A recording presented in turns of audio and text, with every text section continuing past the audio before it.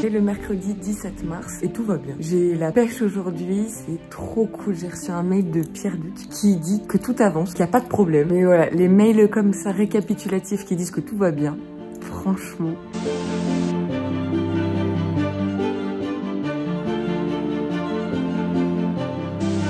Mercredi 17 mars, 15h. Peut-être qu'on n'aurait plus de transporteur pour la France. À normalement 3 semaines du lancement du projet. Affaire à suivre.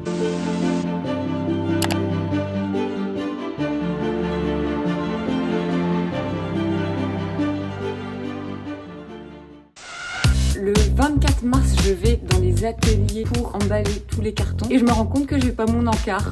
J'ai tellement été focus toute la semaine sur tous les derniers trucs à faire de ma to-do list que j'en ai complètement oublié cet encart. En fait, j'ai le PDF, j'ai tout. Il faut juste que je les imprime. Et ce prestat à tourner ne me répond plus. Fini. Mort. Silence radio. Incompréhensible. En ayant un tilt comme ça ce matin, j'ai passé 1 heure sur Google à chercher dans tout tourner où on pouvait imprimer d'urgence des encarts de remerciements, les plier sur papier recyclé. Au final, j'ai plus de nouvelles. J'appelle tous les jours. Je dis, excusez-moi, est-ce que je peux au moins avoir un tarif, une réponse, quelque chose? Et rien. En plus, mon champ d'action se réduit parce que du coup c'est le 17e confinement dans les Hauts-de-France. Donc je cherche que sur tournée, mais en Belgique on ne sait pas encore si on va être reconfiné. Mais si c'est le cas, donc du coup les non essentiels vont être fermés. Je pense que imprimeur c'est non essentiel. Donc en fait c'est aujourd'hui ou jamais.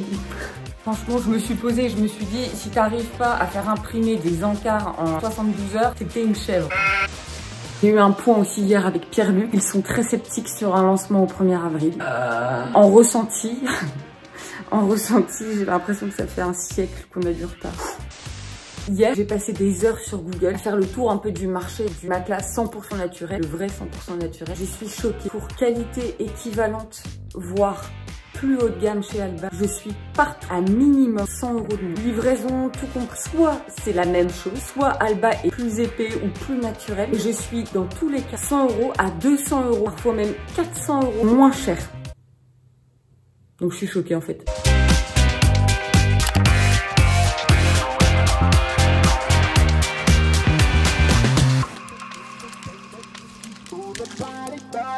Concernant l'encart de remerciement, j'ai appelé plusieurs prestats en tournée et il y en a un qui m'a sauvé la vie. Voilà, c'est magnifique.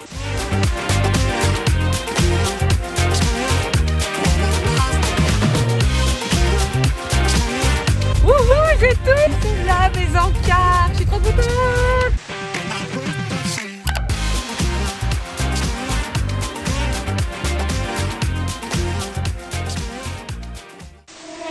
Trop belle journée, je suis méga excitée. On va aller faire tous les cartons, tout emballer avec maman et Alex. Alors là, c'est mise en carton de la première commande, donc là c'est du concret. Je suis trop contente, c'est une trop belle journée. Est-ce qu'on en parle de ma passion pour Alba?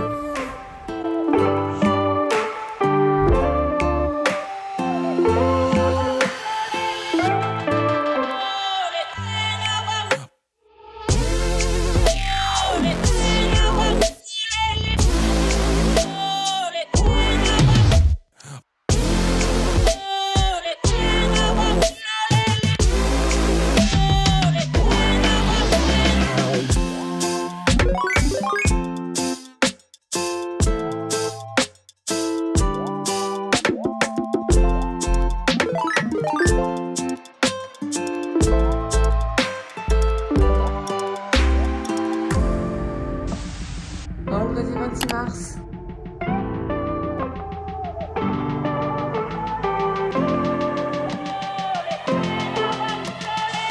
Visio à 11h avec Pierre-Luc et papa. Ça sera sûrement la dernière grosse to-do list avant le lancement. C'est vraiment un dernier point pour tout parcourir jusqu'au lancement du site. À aujourd'hui, Pierre-Luc me propose la phase de recettage à partir du 8 avril. Et donc cette mise en production le 19 avril. Samedi 27 mars. J'ai ressorti les chaussures que personne n'aime. Mais moi, je les aime toujours autant.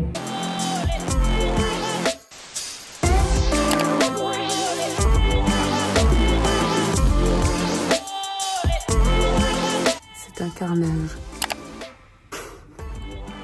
On finirait jamais, je pense. Chers dormeurs, bonjour. Je me suis dit pendant le montage que ce serait plus facile et plus parlant de présenter la production en voix off. Ici, on vient tout simplement remplir les moules de latex obtenus grâce à la CFDVA. Je pourrais regarder ça des heures, je trouve ça hyper satisfaisant. Cette technique que vous voyez là concerne le latex synthétique, car pour le latex 100% naturel des matelas Alba, le remplissage se fait dans un moule qui reste fermé tout au long du processus.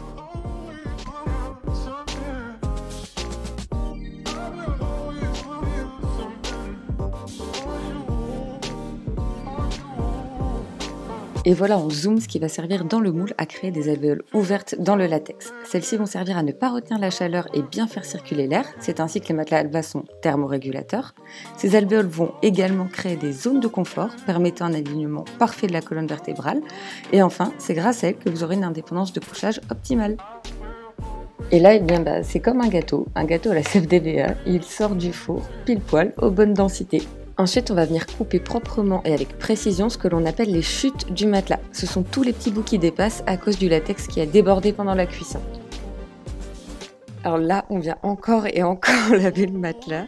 Je vous garantis que non seulement la sève est ce qu'il y a de plus naturel, mais hygiéniquement parlant, jusqu'à chez vous, le matelas, il peut pas être plus propre. Et ici, comme sur tous les matelas Alba, on effectue un test de résistance au cas où on détecterait le moindre défaut de fabrication. Donc encore une fois, comme un gâteau, une bulle d'air peut s'y glisser par exemple, et on le remarque alors immédiatement ici. Et là, c'était un des plus beaux moments de ma vie, vous l'avez peut-être reconnu, c'est le fameux Alba original avec son accueil 100% naturel et sa mousse de confort. Ça, c'est mon matelas que...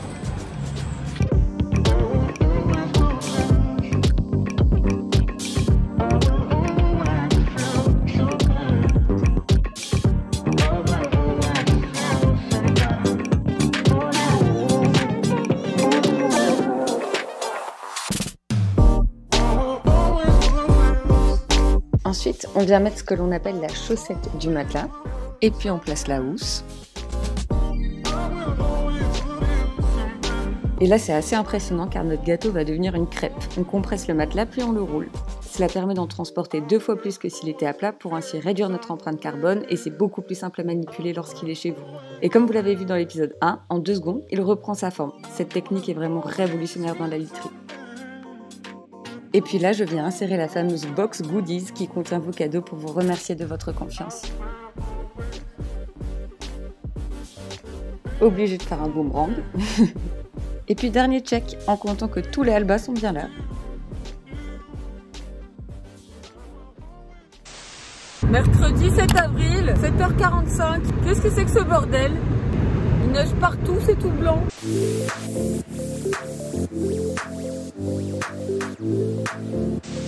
On est le jeudi 8 avril, c'est le jour du recettage.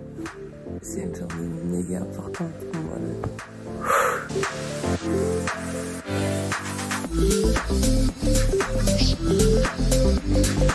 Je réalise pas trop que ça y est, c'est aujourd'hui. Là, je m'isole un peu pour craquer.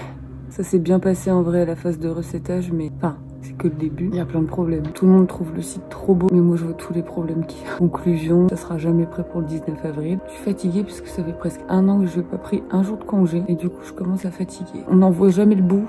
Et je pense que je me suis perdue dans tout le travail. Ce qu'il y avait de plus gros au final, je l'ai pas vu quoi. Je pense que c'est dans ces moments où c'est important de prendre du recul, même de partir. J'aime toujours autant mon projet, j'y crois toujours autant. Je suis toujours aussi persuadée que c'est les bons produits au bon prix. Ça va aller. Samedi 10 avril, 9h, bien arrivé au bureau. Une pomme pote, un café et c'est parti.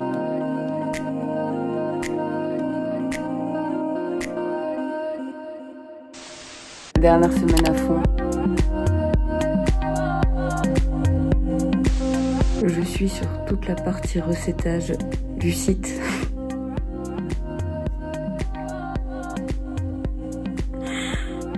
C'est un enfer. Franchement, c'est un calvaire. Oh punaise, j'ai une barre dans la nuque. Voilà, ça fait partie du projet, mais ça c'est clairement pas la partie que je préfère. J-6.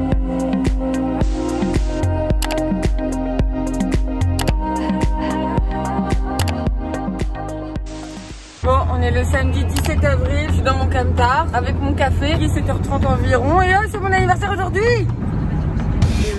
swore to myself I wouldn't be honest this time. It was all just for fun, but now I'm blurring the lines. I know there's some things I'm not supposed to say to you. I know it's just 3 Lundi 19 avril. they're so taboo. Je suis pas bien. Vivement que la mise en ligne soit passée, vraiment. Vraiment. Nous sommes mercredi 21 avril 2021. Il y a encore tellement de problèmes en fait. Je sens que je craque un peu psychologiquement. Et ça me fait chier parce que je veux surtout pas que je craque.